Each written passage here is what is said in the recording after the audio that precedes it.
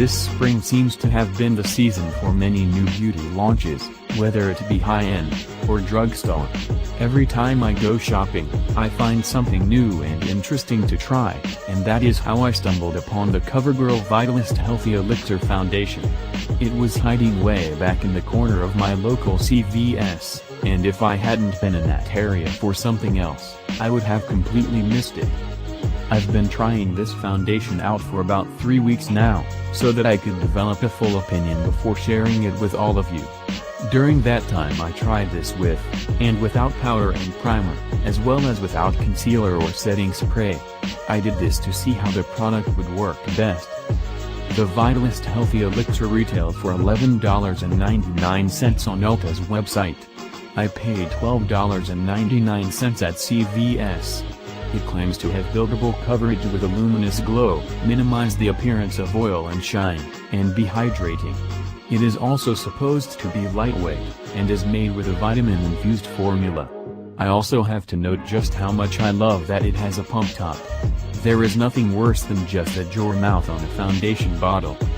As you can see, I have a lot of redness from acne, and acne scaring to cover up, so I had high hopes with it being buildable. I do have to say, it took me a while to figure out exactly how I like to use this foundation. The first problem I ran into immediately is the shade. It is only available in 6 shades in the US, and I picked up 710 Classic Ivory. Unfortunately, the CG Vitalist Healthy Elixir alone is about a shade too dark for my skin, and goes about 2 shades darker than that when it oxidizes. I tried mixing it with a few different foundations to lighten it, and discovered that it works perfectly with Hard Candy's pigment makeup drops in the shade Too Fair. I found that they were the only thing that altered the color without changing the finish, or feel of the foundation. The texture of this is great.